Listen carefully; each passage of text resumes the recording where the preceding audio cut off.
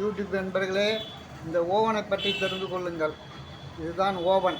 அதாவது பன்னு மற்ற கேக்கு வகைகள் செய்யக்கூடிய ஓவன் என்று சொல்லுவார்கள்.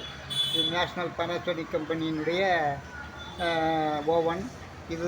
இதற்கு சில அடையாள வேர்டுகள் கொடுத்துருக்குறாங்க. இதெல்லாம் பாருங்கள்.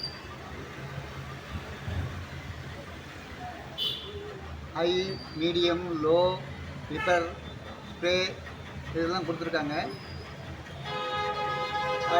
ஆட்டோ ரிச்சார்ஜு, இன்ஸ்டன்ட் நூடில், வெஜிடபிள்ஸு, மற்ற மோர் பவர், 10 மினிட்ஸ், 1 மினிட், இப்படி பல டைம்களில் அந்த ரொட்டிகள் செய்வதற்கு இது உதவுகிறது. அதனுடைய பேனல் போர்டு, சொல்லப்போனால் பேனல் போர்டு என்று சொல்வார்கள்.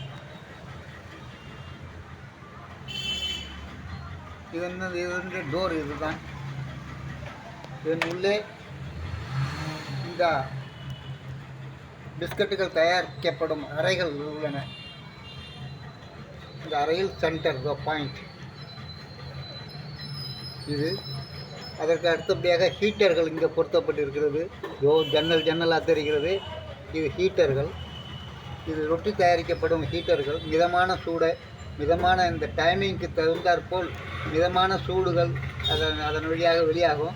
அதனால் அந்த சூட்டுத்தன்மையை பொறுத்து இது கிளாஸினால் தயாரிக்கப்பட்டது. அதாவது சில எலக்ட்ரானிக் கருவிகளால் தயாரிக்கப்பட்ட ஒரு கிளாஸ்.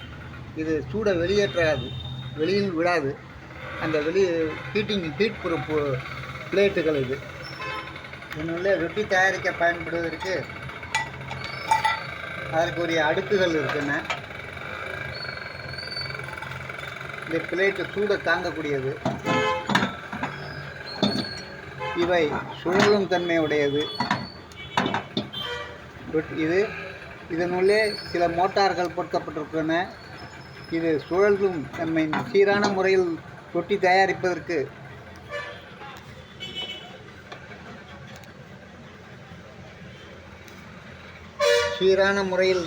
பிஸ்கட்டுகள் தயாரிப்பதற்கு இந்த பிளேட் உபயோகமாகிறது.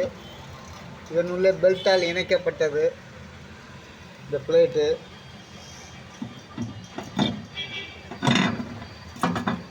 இது அதிக சூடுதன்மையும் மிதமான சூடுதன்மையும் தாங்கக்கூடிய ஒரு கண்ணாடி பிளேட்டு. இதில் ரைஸ் குக்கர் மற்ற அனைத்து வகையான தயாரிப்பு பொருட்களும் இதில் தயாரிக்கலாம். இதில் பொருத்தப்பட வேண்டும். இந்த சைடில் ஹீட்டர்கள் இருக்கிறது. இதெல்லாம் ஹீட்டர்கள். டெம்பரேச்சருக்கு தகுந்த மாரி ஆட்டோமேட்டிக் ஆகும். இதனுடைய தன்மை இதுதான்.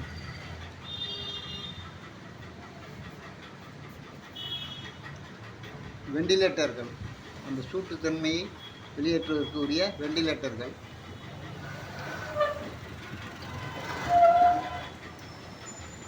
பாதுகாப்பு தன்மை பற்றிய விளக்க உரைகள் இதில் பொருத்தப்பட்டிருக்கிறது.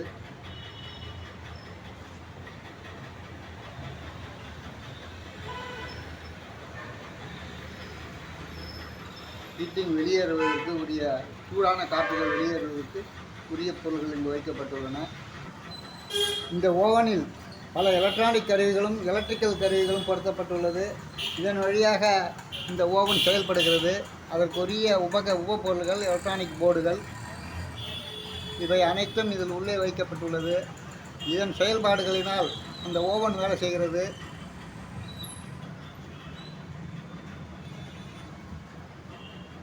நன்றாக இதை தெரிந்து கொள்ள வேண்டும். என்ன மின்கருவிகள் எப்படி பழுதாகிறது என்று. இதற்கு வல்லுநர்கள், அதாவது சாதாரண ஒரு எலக்ட்ரீஷியனால் செய்ய முடியாது. இதற்கு எலக்ட்ரிக்கல் அண்ட் எலக்ட்ரானிக் இன்ஜினியரிங் செக்ஷனில் உள்ள சில வல்லுநர்களால் தான் இதை ரெக்டிஃபை பண்ண முடியும், அதாவது சரி பண்ண முடியும் ரிப்பேர்கள். அதனால் இது எலக்ட்ரிக்கல் ஓவன் என்று பெயர். இதில் பல டயோடுகள்லாம் பொருத்தப்பட்டுள்ளன.